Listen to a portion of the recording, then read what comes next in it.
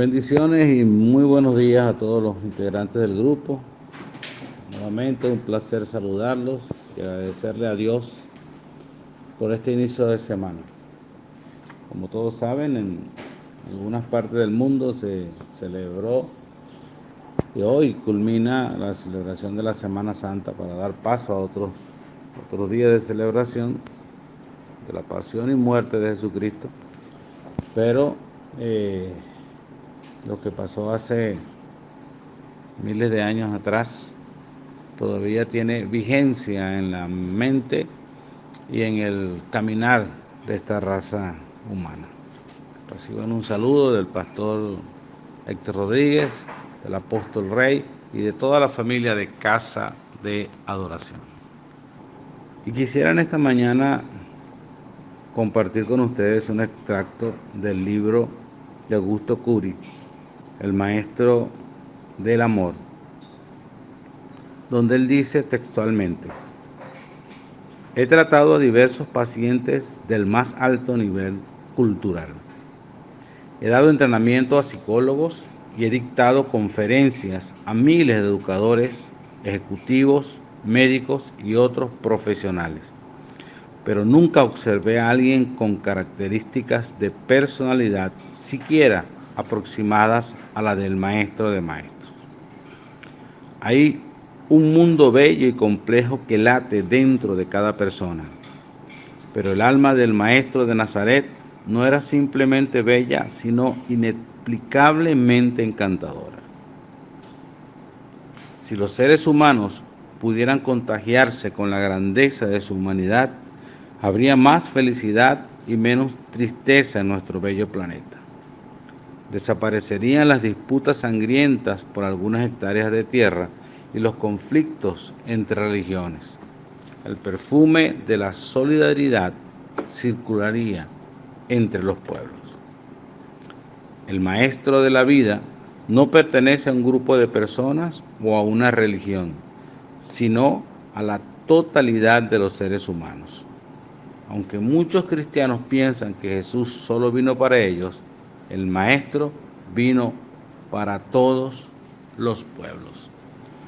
Es maravilloso y muy linda este escrito de Curi, porque nos da a entender y nos llama a la reflexión, porque a veces creemos que Dios es solo de nosotros, de una religión, pero ese Cristo que vino y murió en la cruz es de toda la raza humana. Un poeta puede ser creativo cuando su dolor emocional es mediano, pero queda estéril cuando el dolor es físico. No espere un razonamiento profundo de alguien que está con las raíces nerviosas alteradas. Y allí es donde nos podemos dar cuenta de cómo el mundo no está razonando, porque nuestras raíces, como lo hemos venido aprendiendo, cuando estamos emocionalmente alterados, no pensamos, no analizamos correctamente las cosas. Y es bien importante, por eso el mismo Jesús nos muestra a través de su vida un control sobre las emociones, sobre la inteligencia espiritual y sobre todas esas cosas que hoy se están estudiando. Años atrás, el maestro de Nazaret nos vino a enseñar cómo comportarnos y cómo lograr un equilibrio en nuestra vida para poder lograr los objetivos. Una de las cosas que debemos reconocer nosotros como seres humanos es que nos vemos afectados por lo que pasa alrededor nuestro. Quiero que utilicemos esta frase para esta semana,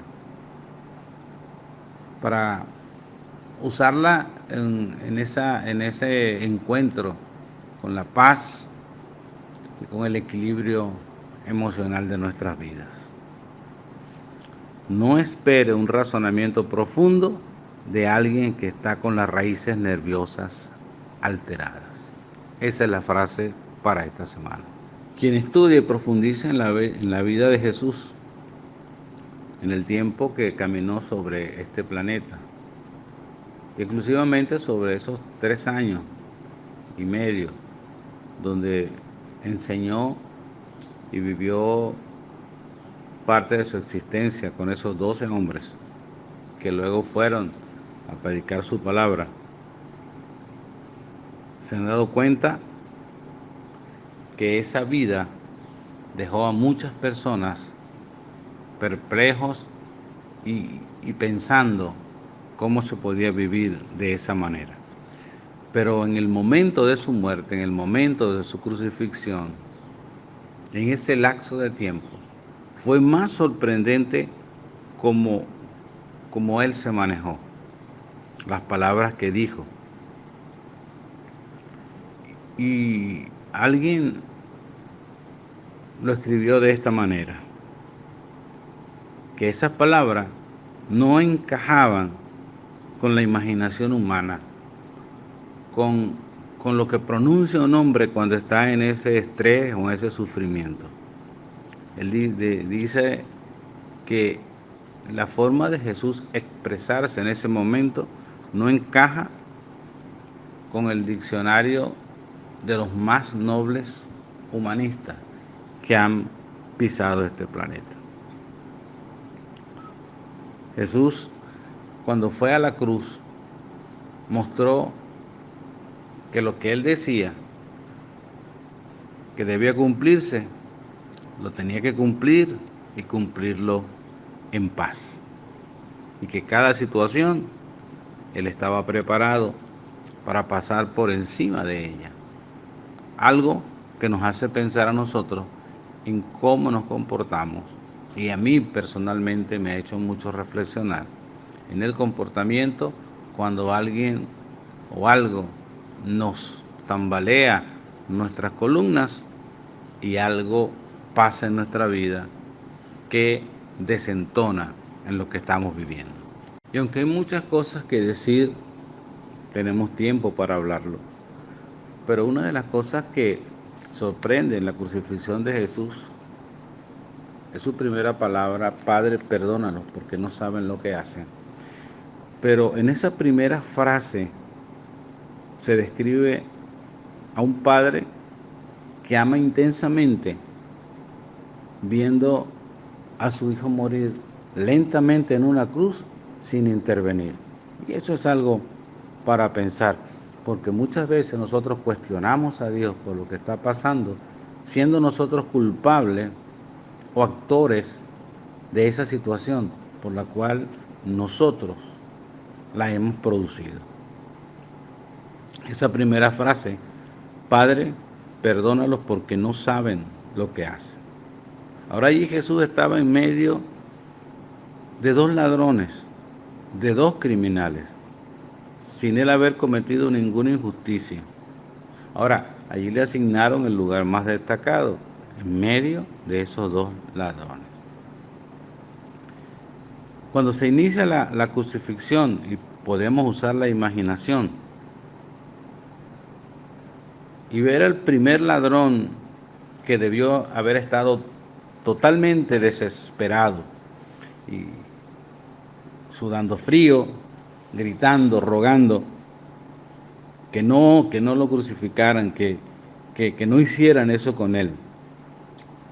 Pero ese sufrimiento y ese grito de rogar que no lo hicieran era la reacción instintiva tratando de preservar la vida. El hombre luchaba desesperadamente por mantenerse vivo. Los soldados los estaban golpeando y estaban tratando de controlarlo. Pero cuando él no obtuvo la clemencia por la cual clamaba, sus emociones fueron invadidas por el terror. Odió a los soldados, a la vida, al mundo. Lloraba tal vez y vociferaba, maldecía sin parar. Ya no era un hombre en la cruz, sino se convirtió en un animal rabioso. Y estoy seguro de que cuando lo elevaron a la cruz, seguía moviéndose, tratando de salir de eso, pero solo conseguía más dolor, porque usted y yo sabemos que los romanos eran especialistas en provocar sufrimiento en el cuerpo humano. Allí, cuando lo alzaron y cuando lo fijaron, trató de descolgarse, pero mientras más se movía, más dolor sentía en su vida, porque tocaba las ramificaciones nerviosas en las cuales los clavos estaban haciendo daño.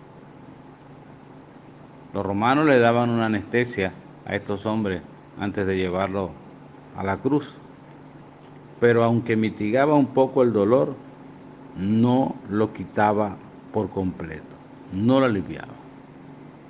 Pero entonces llega el turno de Jesús y tal vez varios soldados lo agarraron. Ya venían de luchar con el primer ladrón, venían ahora a crucificar a Jesús y lo agarran con la intención de controlarlo, pero no fue necesario. Sufría como cualquier mortal, pero no le temía al dolor. Suponemos que los soldados, ahí en su maldad o en su rabia o ejecutando la orden que le dieron, se sintieron perplejos y confundidos, porque no entendieron esa reacción.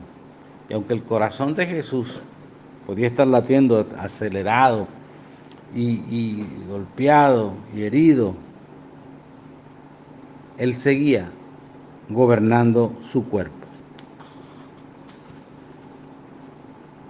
Y lo dirigía de la manera en la cual no trató de zafarse de la cruz, sino cumpliendo para lo que él había venido.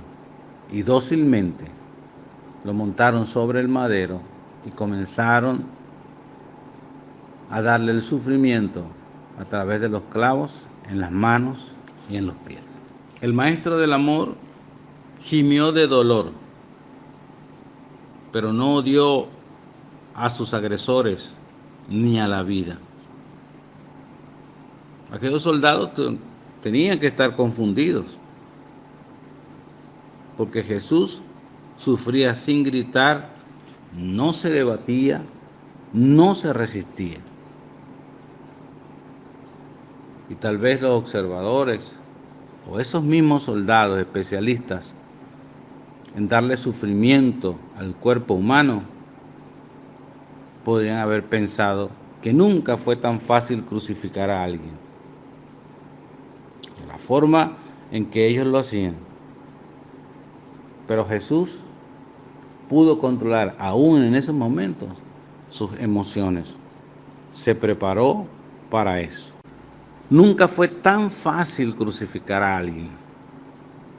De esa forma, crucificaron al único ser humano que sabía cuándo y cómo iba a morir y que anticipó que las herramientas con las que siempre había trabajado serían los instrumentos de su muerte. Usted y yo sabemos que Jesús ejerció la carpintería, que siempre tuvo martillos y clavos en sus manos, que él sabía que iba a morir en una cruz. Imagínense que cada vez que tomaba un martillo o un clavo en sus manos, podría venir a su mente la forma en que él iba a morir, que tuvo que trabajar con las herramientas con las cuales iban a utilizar para crucificarlo. Eso a muchas personas, o a la mayoría de nosotros, nos causaría ciertas emociones encontradas. Esas mismas herramientas con que trabajó toda la vida son las herramientas con las que él le iban a provocar el sufrimiento y luego la muerte. Quienes estudian esa vida de Jesús y han leído la Biblia, han dicho que la noche en que lo arrestaron, su alma estaba profundamente angustiada. Y él mismo lo dijo, mi alma está angustiada hasta la muerte. Pero nadie ha dicho que en la cruz fuera presa de ansiedad y de esa ansiedad inmensa e incontrolable. Nadie ha podido decir eso. Él sabía a lo que había venido, se preparó para eso. Durante la primera hora en la cruz, resulta imposible pensar, razonar o producir una idea inteligente y menos aún efectiva. Los ladrones estaban desesperados, pero Jesús estuvo en calma. Y fíjese que nadie esperaba esa palabra o esta primera palabra que Jesús lanza desde la cruz. Porque en medio de su dolor, la lucidez estaba presente. Él allí hace el esfuerzo, llena sus pulmones de aire y exclamó: Padre, perdónalos, porque no saben lo que hacen. Lucas 23:34. Tenemos mucho que aprender y por eso siempre dije y he dicho yo mismo, uso la cruz como ese GPS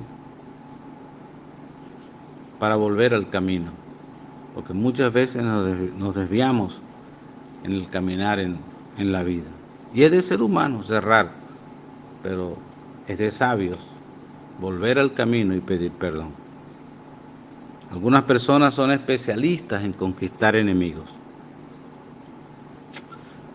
Por no ser flexibles y por anhelar o anhelamos que el mundo gravite, que gire en torno a nuestras verdades. Y esas formas de ser siempre nos están creando problemas.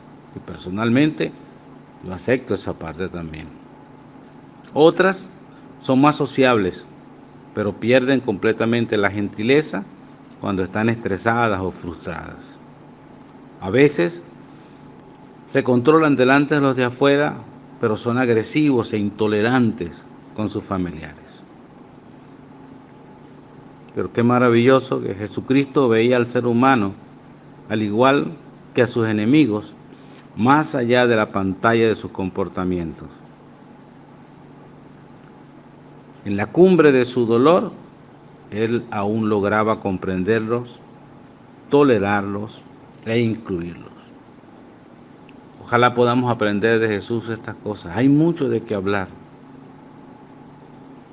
mucho que decir de esto, pero hay cosas que son puntuales, como el comportamiento de Jesús, aún en su dolor y en su sufrimiento.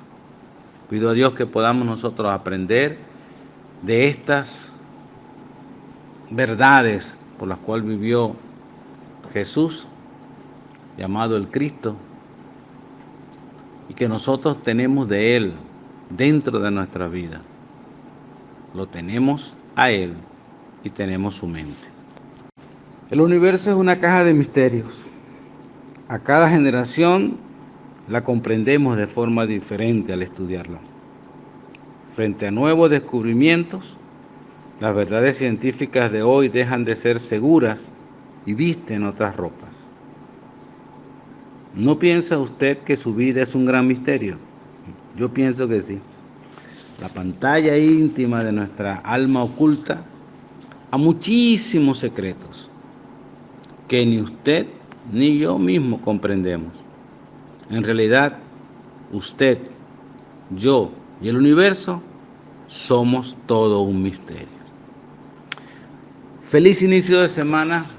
Ha sido un placer poder reflexionar con ustedes sobre este pequeño trozo de la existencia del Maestro de los Maestros. Espero que nos sirva para reflexionar y reimpulsarnos en el amor de Dios, en el perdón y en una existencia mejor y más saludable para cada uno de nosotros. Un gran abrazo de todo el equipo de Casa de Adoración y como siempre les decimos, ámense, salúdense y respétense. Bendecido.